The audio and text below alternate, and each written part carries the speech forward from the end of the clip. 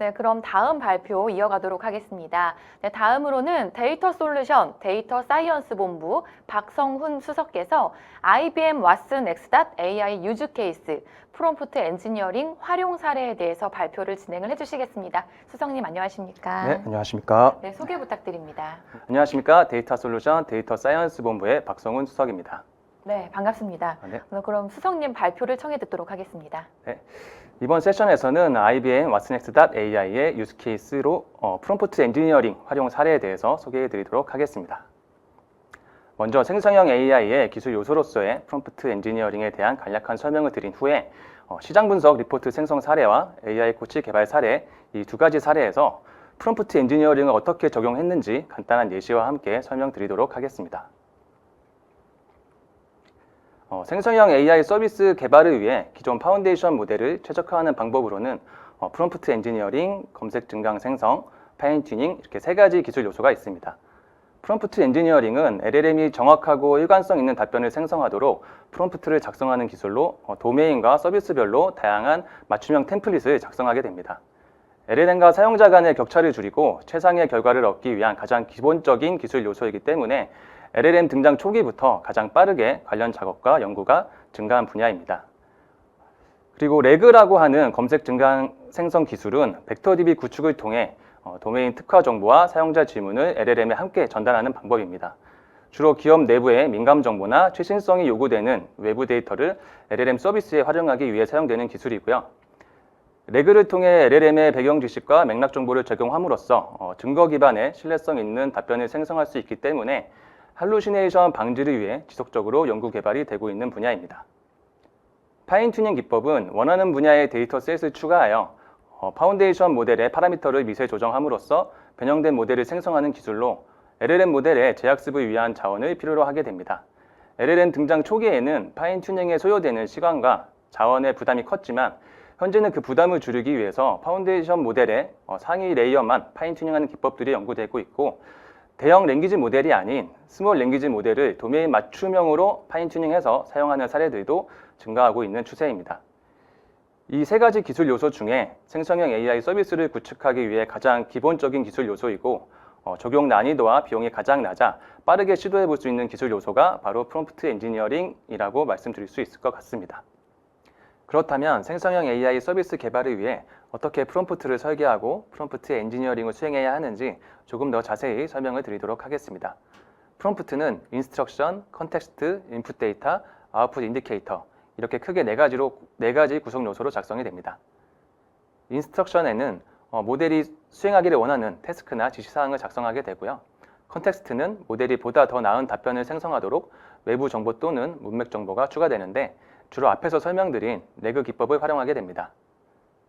인풋 데이터에는 답변을 구하고자 하는 질문이 작성되고 아웃풋 인디케이터는 답변의 유형이나 형식을 나타내는 요소들을 작성하게 됩니다.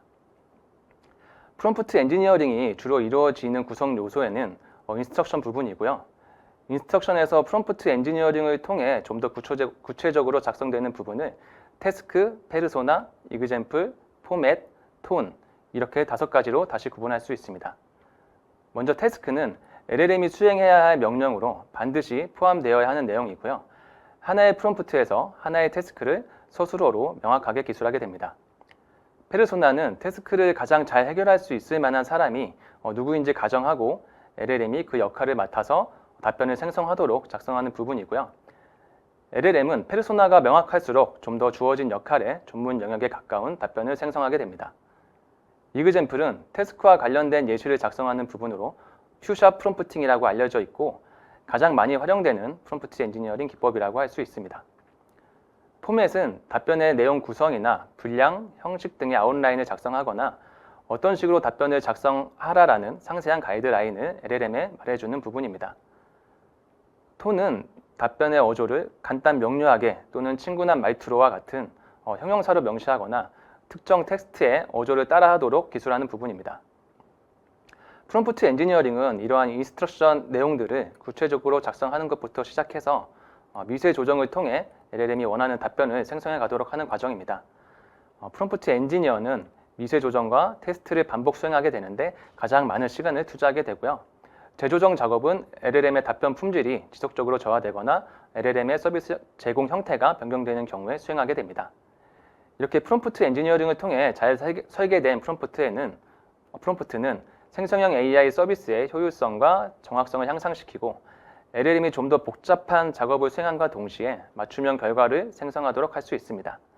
그리고 무엇보다 간단한 프롬프트 엔지니어링만으로도 LLM을 활용한 혁신적인 서비스 개발을 시작할 수 있다고 말씀드릴 수 있습니다. 최근에는 프롬프트 엔지니어링에 대한 다양한 전망들이 나오고 있는데요.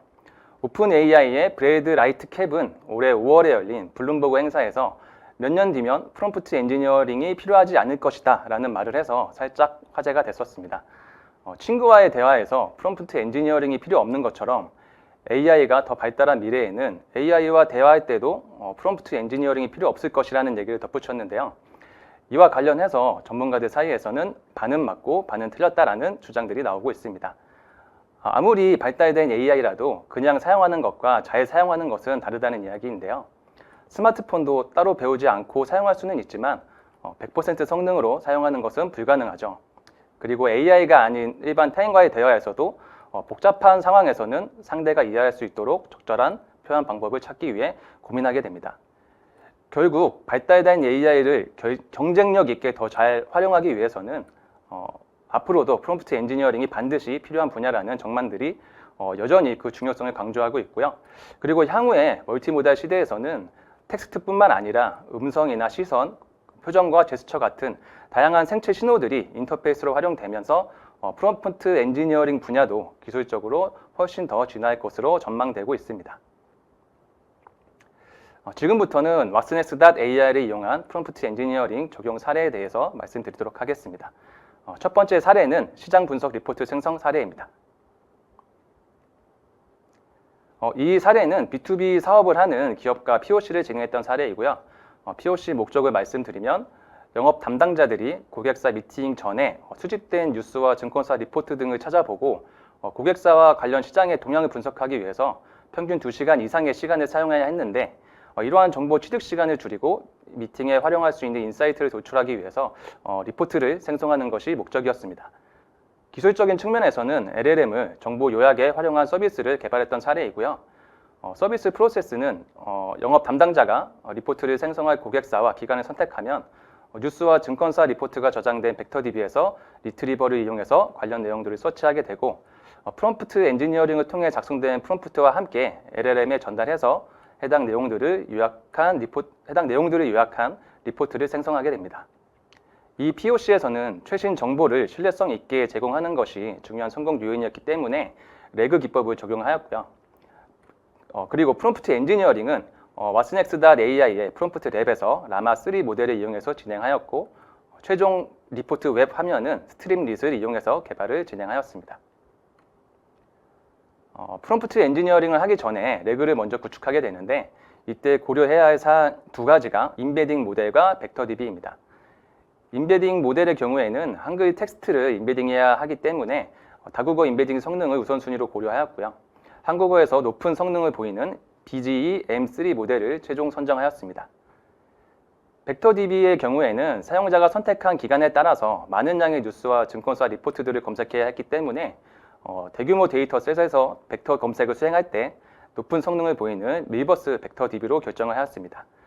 그리고 뉴스나 증권사 리포트 원본 문서에서 벡터 검색 성능에 영향을 미칠 수 있는 특수기호나 불용어들을 제거한 후에 인베딩한 결과를 벡터DB에 저장하는 형식으로 벡터DB 구축을 진행하였습니다. 벡터DB 구축 후 프롬프트 엔지니어링 과정을 수행하게 되는데 프롬프트 내에는 사용자가 선택한 고객사의 최신 뉴스 내용이 문맥 정보로 추가되고요. 이를 기반으로 어떻게 요약을 진행해야 하는지 LLM에 지시하는 내용이 작성됩니다. 화면에 보이는 프롬프트는 기업 동향 요약에 대한 프롬프트 예시이고요. 어떠한 구성 요소로 작성되었는지 한 가지씩 살펴보도록 하겠습니다. 가장 먼저 생성형 AI의 역할을 부여하는 페르소나를 명시하는 것부터 프롬프트 작성을 시작하였습니다. 페르소나는 단순하고 정확하게 지정해주는 것이 좋고요. 여기서는 당신은 텍스트 요약에 도움이 되는 어시스턴트입니다. 라고 작성하였습니다. 이 LLM 서비스의 배경이 되는 영업 활동들에 대한 부가 설명 없이 LLM이 수행해야 할 역할만을 단순하고 정확하게 명시해주고 있습니다. 다음은 최신 뉴스 맥락 정보 바로 뒤에 작성된 부분이고 명확하고 구체적인 태스크를 지시하고 있습니다. 구체적인 태스크뿐만 아니라 할루시네이션을 방지하기 위해서 뉴스 정보를 바탕으로 작성해주고 모르는 부분이 있다면 답변을 하지 말아달라는 지시를 하고 있습니다. 다음은 참조 문헌 출력에 대한 예문을 제시하고 있는 부분인데요. 할루시네이션 방지를 위해서 뉴스 정보만을 바탕으로 답변해달라고 지시했지만 팩트 확인을 위해서는 참조 문헌에 대한 링크를 제공해야 했고요. 제공 방식을 예시를 통해서 LLM에 전달하도록 프롬프트를 작성하였습니다. 그리고 답변의 품질과 일관성을 유지하기 위한 제약 조건과 가이드라인을 구체적으로 작성하였습니다. 중복과 영문이 혼합되는 이슈를 방지하기 위한 내용, 그리고 참조 문헌의 정보를 모르는 경우에는 어떤 식으로 작성하라는 가이드라인을 작성한 것을 보실 수 있습니다.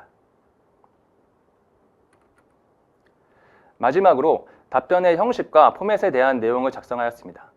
고객사 동향이라는 제목과 월 단위로 내용을 요약해서 답변을 제공해야 한다는 포맷을 예시와 함께 작성한 것을 보실 수 있습니다.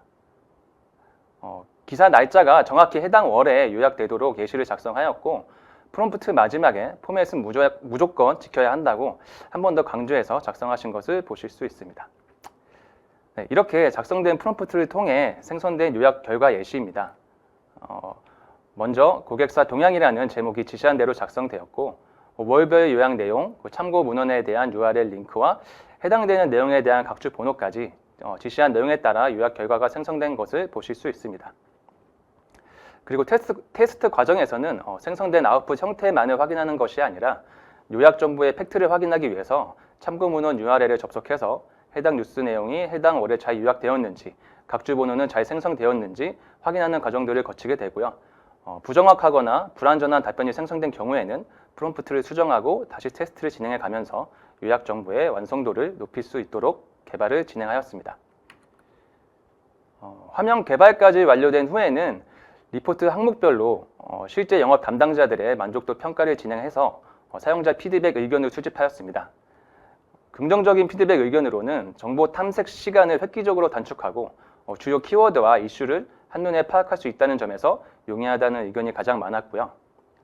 개선 의견으로는 일부 표기 오류나 정보 오류에 대한 수정 요청과 조금 더 상세하고 다양한 내용 구성에 대한 의견들이 많았는데 결국 모든 영업 담당자의 상황별 니즈를 맞추기는 어렵기 때문에 리포트 화면 내에 챗봇 형태의 오픈 질의 기능 추가에 대한 의견들도 많이 있었습니다. 실제로 LLM을 활용한 정보 요약 서비스에서는 해당 서비스를 위한 자료들이 벡터DB에 이미 저장되어 있기 때문에 이를 기반으로 한 챗봇 서비스도 함께 제공하고 있는 추세라고 말씀드릴 수 있을 것 같습니다. 다음은 AI 코치 개발 사례에 대해서 소개해 드리도록 하겠습니다. AI 코치 개발 배경에 대해서 먼저 설명드리면 SPSS 스태티스틱스에서는 사용자의 분석 결과가 피벗 테이블 형태로만 제공이 되는데 코리아 플러스 패키지 내에서 생성형 AI를 활용한 피벗 테이블 해석 결과를 제공해 줌으로써 통계를 잘 모르는 사용자도 분석 결과에서 의미 있는 인사이트를 도출할 수 있도록 하고자 이 개발을 진행했던 사례입니다. 앞의 사례가 LLM을 정보 요약에 활용한 서비스라면 AI 코치는 LLM을 정보 해석에 활용한 서비스라고 말씀드릴 수 있겠습니다. AI 코치는 코리아 플러스 패키지에서 플러그인 형태로 대화 상자를 제공하고요. 대화 상자에서 선택한 분석 결과를 IBM 클라우드의 watsnext.ai와 연동해서 피벗 테이블 해석과 추가 질문에 대한 답변을 제공하게 됩니다. AI 코치의 대화 상자에 대해서 조금 더 자세히 살펴보도록 하겠습니다. AI 코치 대화 상자를 실행한 후에 분석 결과를 선택하게 되면 분석 결과 상세 목록에서 피벗 테이블 목록을 확인하실 수 있고요. 해석을 진행할 피벗을 선택한 후에 확인 버튼을 클릭해서 피벗 테이블의 해석을 진행할 수 있습니다. 해석이 완료되면 해석 결과에 맞춰 추가 질문 리스트가 자동 생성되고 마찬가지로 선택해서 답변을 요청할 수 있습니다. 대화 상자 우측에서 피벗 테이블 해석과 추가 질문에 대한 답변을 확인할 수 있고요. 보고서 내보내기 기능을 이용해서 원하는 포맷의 파일로 저장할 수 있는 기능을 제공하고 있습니다. 여기서 추가 지문에 대해 조금 더 설명드리면 LLM이 제공한 해석을 바탕으로 통계를 비전공한 사용자에게 통계 용어에 대한 추가 설명이나 분석 결과에 대한 부가 설명을 제공하기 위해 미리 정의해 놓은 지문 목록입니다. 사용자는 필요시 추가 지문에 대한 답변을 LLM에 요청해서 조금 더 상세한 답변을 확인하실 수 있습니다. 이제 프롬프트 예시를 통해서 설명을 드릴 텐데요. 화면에 보이는 프롬프트는 1표본 T 검정 결과 해석을 위한 프롬프트 예시입니다. 프롬프트 내에서는 사용자가 선택한 피벗 테이블이 문맥 정보로 추가되고요. 그리고 어떠한 구성 요소로 작성되었는지 간단히 살펴보도록 하겠습니다. 네. 역시 페르소나를 명시하는 것부터 프롬프트를 작성을 시작하였고 당시는 IBM SPSS 스태티스틱스에서 분석 결과를 한국어로 답변하는 어시스턴트입니다. 라고 LLM이 수행하는 어시스턴트 역할에 대해서 명확하게 지정해주고 있습니다. 다음은 피벗 테이블 맥락 정보 바로 뒤에 오는 태스크를 지시하는 부분입니다. LLM이 1표본 T 검정 방법이 무엇인지 정확하게 인지하도록 명시해주고 1표본 T 검정을 어떤 방식으로 해석해야 하는지 구체적으로 지시하였는데 기무가설이 무엇이고 결론으로 기무가설을 기각하는지 상세하게 설명하도록 작성한 것을 보실 수 있습니다. 그리고 뒤에서는 제약 조건과 가이드라인을 구체적으로 작성했는데 아무래도 분석 결과를 해석하는 프롬프트이다 보니 결과 해석 시 유의해야 하는 내용들을 LLM에 전달하고 있습니다. 앞의 사례와 마찬가지로 할루시네이션을 방지하기 위해서 근거가 없거나 극단적이고 과한 해석을 예방하기 위한 내용을 프롬프트에 작성한 것을 보실 수 있고요. 해석 결과를 부분적으로 영문으로 생성하는 이슈가 있어서 페르소나 부여부터 태스크 지시, 그리고 가이드라인 제시에서까지 한국어 작성을 강조한 것을 확인하실 수 있는데 강조하고 싶은 내용을 프롬프트 내에서 반복 강조하는 것도 아주 간단한 프롬프트 작성 기법 중 하나라고 말씀드릴 수 있겠습니다. 앞에 프롬프트로 생성한 1표본 T 검정 결과 해석 예시입니다. 네. 태스크에서 구체적으로 지시했던 것처럼 귀무가설과 대립가설은 무엇이고 귀무가설을 기각하는 결론에 대해서 피벗 테이블의 수치를 근거로 상세하게 설명하고 있는 것을 확인하실 수 있습니다. 그리고 추가 지문을 요청하는 경우에는 지금 화면에 보이시는 피벗 테이블과 피벗 테이블 해석 결과 내용이 모두 프롬프트에 문맥 정보로 추가되고 이 내용들을 기반으로 추가 지문에 대한 답변을 생성함으로써 LLM이 추가 지문에 대해서도 기존 해석 결과와 일관성 있는 답변을 생성하도록 하였습니다. AI 코치의 답변 결과에 대한 검증 프로세스를 설명드리면 먼저 프롬프트 엔지니어가 프롬프트 엔지니어링을 수행하면서 상위 모델이라고 할 수 있는 챗 GPT를 활용해서 피벗 테이블의 해석 결과를 비교 검증하게 되고요. 그 과정에서 챗 GPT를 이용해서 추가 지문 리스트도 함께 도출하게 됩니다.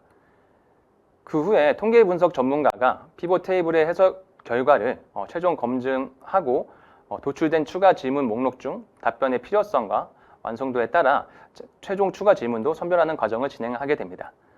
결국 AI 코치 개발 과정에서는 통계 분석 전문가의 검증이 필요했기 때문에 함께 개발 프로젝트를 참여했는데 기술적으로는 LLM 서비스의 검증 반복론과 지표들이 연구되고 있지만 도메인에 특화된 LLM 서비스 개발에 있어서 도메인 전문가의 검증이 필수적인 부분이라고 말씀드릴 수 있겠습니다. 마지막으로 이번 세션에서 소개해드린 두 가지 사례를 진행했던 경험을 바탕으로 프롬프트 엔지니어링을 통한 LLM 서비스 개발 시 고려해야 할 사항을 세 가지로 정리해 보았습니다. 첫 번째, 단순하고 한 가지 일을 잘하는 프롬프트를 만들 수 있어야 합니다. 프롬프트 엔지니어링을 수행하다 보면 몇 문장으로 시작해서 수십 개의 지침과 예시가 추가되는 경우를 볼 수 있는데요. 우리가 프로그램 소스 코드를 단순하게 유지하려고 노력하는 것처럼 프롬프트가 복잡하고 길어지면 프롬프트를 분할해서 좀 더 단순하고 한 가지 일에 집중적이고 이해하기 쉽도록 작성해야 합니다. 두 번째, 생성형 AI가 인스트럭션과 컨텍스트를 이해할 수 있어야 합니다. 결국 LLM은 전달하는 프롬프트의 인스트럭션과 컨텍스트 내에서 답변을 생성하기 때문에 사용자의 질문 의도를 인스트럭션과 컨텍스트를 통해서 잘 전달할 수 있도록 작성하는 것이 중요합니다. 이를 위해서는 프롬프트가 실행되는 환경과 컨텍스트도 충분히 고려가 되어야 하는데 컨텍스트도 많은 양의 문맥 정보를 전달하는 것보다는 필요한 내용만 간결하고 정확하게 전달하는 것이 답변의 일관성을 보장하는 데 도움이 될 수 있습니다. 세 번째, 충분한 테스트와 지속적인 피드백 반영이 필요합니다. LLM 서비스 개발 후에 몇 번의 테스트만으로 할루시네이션이 없다고 절대 판단할 수 없고요. 특정 지표만으로 LLM의 성능을 판단하고 서비스를 하게 된다면 실용적인 평가에서는 낮은 평가를 받게 되고 최악의 경우에는 전반적인 성능이 저하되는 경우도 발생할 수 있습니다. 할루시네이션은 정말 끈질긴 문제이기 때문에 충분한 테스트가 필요하다고 말씀드릴 수 있고요. 충분한 테스트를 기반으로 피드백이 반영되는 과정에서 사용자의 경험을 개선할 수 있고 반대로 사용자의 경험과 의견들은 프롬프트를 더욱 효과적으로 만드는데 큰 도움이 되고 결과적으로는 LLM 서비스의 전반적인 성능을 높일 수 있습니다. 이상으로 준비한 자료는 여기까지이고요. 경청해 주셔서 감사합니다.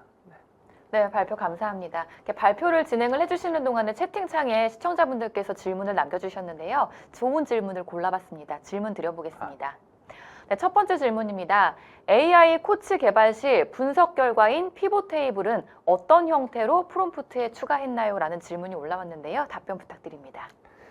네, 저희가 초기 개발 단계에서는 가장 간단한 방법인 탭으로 구분된 텍스트 형태로 피벗 테이블을 프롬프트에 추가해서 작업을 진행했었고 성능 개선을 위해서 JSON이나 마크다운, HTML 형태로도 변환해서 성능을 비교해 보았지만 큰 차이가 없었기 때문에 피벗 테이블의 인력 형태는 변경 없이 개발을 진행하였습니다. 네, 답변 감사합니다. 다음 질문 드려보겠습니다. 그럼 만약에 서비스하는 LMM 모델의 종류나 버전이 변경이 되면 프롬프트도 수정을 해줘야 하나요? 라는 질문이 올라왔는데요. 답변 부탁드립니다. LLM 모델의 종류나 버전이 더 좋은 모델이나 상위 버전으로 변경되더라도 기본적으로 전체 서비스하는 프롬프트에 대한 테스트를 충분히 진행하시는 것을 추천드립니다. 동일한 프롬프트도 바뀐 LLM 모델이 기존과 다른 아웃풋을 생성할 확률이 높기 때문에 이를 방지하기 위해서는 프롬프트 엔지니어링을 진행할 때 퓨샤 프롬프팅 기법을 적용해서 아웃풋에 대한 명확한 예시를 작성해 주는 것이 좋다고 말씀드릴 수 있습니다. 네, 답변 감사드립니다. 이상으로 Q&A를 마치도록 하겠습니다. 수고 많으셨습니다. 네, 감사합니다.